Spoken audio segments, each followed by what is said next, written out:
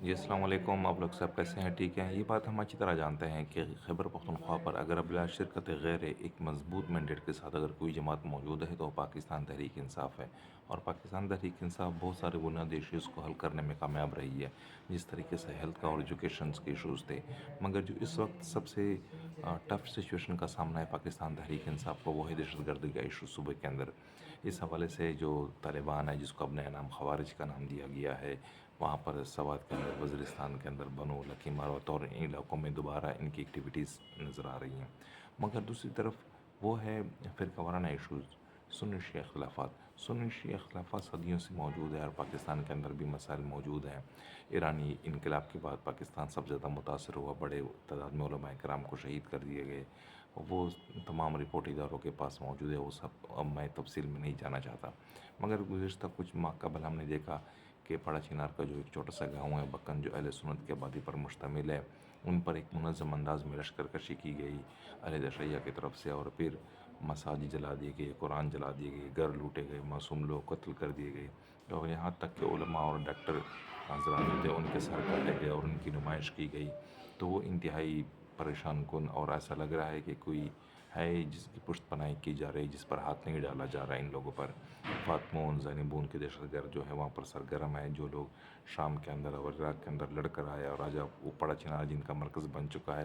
اہل سنت کے بھرپور مطالبے کے باوجود بھی ان کے خلاف فوجی آپریشن نہیں ہو رہا۔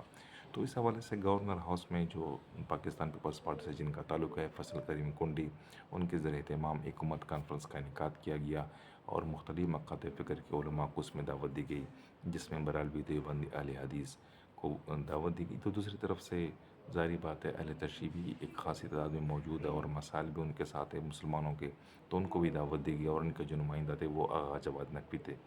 تو اس میں جو مختلف علماء کرام نے تجاویز پیش کی، تجاویز پہلے بھی بہت ساری اس طرح کمیٹیاں بنی ہیں، کونسلیں بنی ہیں، ہم نے ملیہ جاتی کونسل کا بھی دیکھا، اور بہت سارے اس طرح پلیٹ فارم بنے کہ سنی شیعہ اختلاف حل ہو۔ مگر سنی شیعہ کا جو بنیادی اختلاف ہے، وہ میں اس کو کفر اور اسلام کا ایشو سمجھتا ہوں۔ یہ فروغی اور مسلکی اور یہ فقہی اختلاف نہیں ہے۔ فقہی اختلاف تو برالوی، دیوبند، اہل حدیث کے اندر موجود ہے۔ جس طریقے سے ہم کہیں کہ جی 12ویں ہونی چاہیے، 11ویں، یا پھر اذان سے پہلے درود شریف، یا پھر یا فرافیدین کرنا چاہیے، یا 10 تراویح یا 8 تراویح، اس طرح کے جو مسئلے مسائل ہیں۔ مگر شیعہ کے ساتھ جو مسلمانوں کے خلاف ہے وہ کفر اور اسلام کے ایشوز ہے۔ مگر ان کو بھی دعوت دی گئی، وہ آئے۔ جو علامہ احسان الہی ظہیر شہید کے بیٹے ہیں، علامہ ابتسام الہی ظہیر، انہوں نے چند تجاویز پیش کی، اور وہ انتہائی اہم اور خوش آئین کی۔ انہوں نے واضح طور پر کہا کہ جب تک مقدسات اہل سنت کی توہین بند نہیں کی جاتی، جب تک صدیق اکبر رضی اللہ تعالیٰ عنہ، حضرت عمر فاروق رضی اللہ تعالیٰ عنہ، حضرت عثمان غنی، حضرت علی المرتضیٰ، سیدنا معاویہ بن ابی سفیان، حضرت حفصہ، حضرت عائشہ صدیقہ رضی اللہ تعالیٰ عنہ، ان کی توہین بند نہیں کی جاتی، ان کی گستاخیاں بند نہیں کی جاتی، تب تک یہ ایشو حل نہیں ہو سکتا۔ اگر آپ فریڈم آف سپیچ کے نام پر اس طرح کی گفتگو کریں، اور صحابہ کرام کی توہین کریں، اور مقدسات اہل سنت کی توہین کریں، اور پھر یہ توقع رکھیں کہ آپ کہیں کہ اہل سنت آپ کو سینے سے لگائیں، اور آپ کے خلاف زبان تک بھی اس بات پر احتجاج نہ کرے، اور کیونکہ آپ کا ہمیشہ یہی ہوتا ہے کہ جی فلاں تاریخ میں یہ لکھا ہے، فلاں حوالہ جات میں یہ لکھا ہے، اور آپ مسلمانوں کی دل آزاری کریں۔ جس طریقے سے اگر یورپ کے اندر ہم یہ نہیں کہتے کہ عیسائی یا پھر یہودی یا پھر کوئی بھی غیر مسلم نبی علیہ الصلوۃ والسلام کو مانے، یا پھر جو وہ اسلام قبول کرے، وہ ان کا اپنا ایشوز ہے، مگر ہم اس چیز کی بھی اجازت نہیں دیتے ان کو کہ وہ نبی علیہ الصلوۃ والسلام کی گستاخی کرے۔ اس طریقے سے ہم اہل تشیع سے بھی یہ نہیں کہتے کہ جناب والا وہ صدیق اکبر پر ایمان لائے، قرآن پر ایمان لائے، یا پھر اہل بیت کے اوپر یا ازواج مطہرات کے اوپر ایمان لائے۔ وہ نہیں لاتے، ان کو تسلیم نہیں کرتے، بے شک نہ کرے، مگر توہین کی اجازت نہیں دی جا سکتی فریڈم آف سپیچ کے نام پر۔ یہ بھی ہماری ریڈ لائن ہے۔ تو علامہ احسان الہی ظہیر نے، ابتسام الہی ظہیر نے جو پوائنٹ پیش کی وہ یہ تھی کہ جب تک مقدسات اہل سنت کی توہین بند نہیں کی جاتی، تب تک سنی شیعہ کا مسئلہ قیامت کے صبح تک حل نہیں ہو سکتا۔ بہتر یہی ہے کہ حکومت پاکستان اس حوالے سے قانون سازی کرے۔ ماضی قریب میں ابھی 2 سال قبل اس حوالے سے بل بھی پیش ہوا کہ جو بھی شخص نبی علیہ السلام و صحابہ کرام اہل بیت کی توہین کرے، ان کے لیے سزائے موت ہو۔ مگر کچھ قوتیں ایسی ہیں، طاقتیں ایسی ہیں، جو بل تھا، جو قانون سازی تھی، آخری وقت پر روک دی گئی۔ تو اس حوالے سے ضروری یہ ہے کہ اس طرح قانون سازی ہو کہ جو بھی شخص نبی علیہ السلام کے ساتھ صحابہ کرام اہل بیت ازواج مطہرات کی بھی گستاخی کرے، ان کے لیے سزائے موت ہو اور ان کو چوک میں پھانسی دی جائے، تب تک یہ مسئلہ تب تو یہ مسئلہ حل ہو سکتا ہے، ورنہ اس طرح کانفرنس کر کے اور امت کانفرنس اور پھر پلیٹ فارم بنا کر اور بوگس نعرے لگا کر کے سنی شیعہ تو اسلام کے دو بازو ہیں، سب جھوٹ پروپیگنڈا اور وقت ضائع کرنا اور کھانے پینے چائے پی کر گھروں کو جانے والی بات ہے، اور اس طرح کے واقعات ہم دیکھتے رہے ہیں اور بھی ہوتے رہیں گے اگر یہ مسئلہ حل نہ ہوا۔ مسئلے کا حل کا بنیادی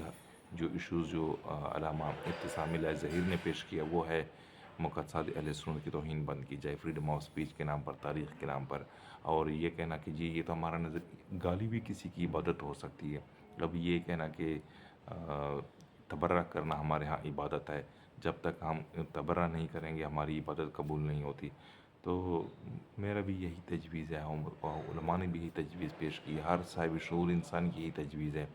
کہ مقدسات اہل سنت، مقدسات جس کی بھی ہوں، ان کی توہین بند کی جائے، اگر نہیں بند ہوتی تب تک تو یہ مسئلہ رہے گا، اور حکومت کو بزور طاقت ایک مؤثر انداز میں اس حوالے سے قانون سازی کرے کہ نبی علیہ السلام کے ساتھ صحابہ کرام کی بھی توہین کفر ہو، ان کے لیے سزائے موت ہو، ان کو چوک میں پھانسی دی جائے، تب تو یہ مسئلہ حل ہو سکتا ہے، ورنہ اس طرح کانفرنس کر کے اور امت کانفرنس اور ملی یہجاتی کونسل بنا کر اتحاد اور یہجاتی کے نام پر صرف وقت کا ضیاع ہے، اس کے سوا کچھ نہیں نکل سکتا۔ اگر پاکستان کو پرامن رکھنا ہے، خیبر پختونخوا کو اور امت کو اس فتنے سے نجات دلانی ہے، تو اس کے لیے ضروری ہے کہ جس طریقے سے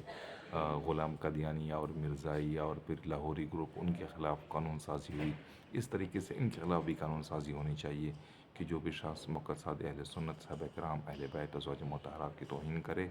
وہ کفر کے زمرے میں آتا ہے، ان کے لیے سزائے موت ہو، تو امید کی جا سکتی ہے کہ انشاءاللہ یہ مسئلہ بھی حل ہو جائے گا۔ بہت شکریہ۔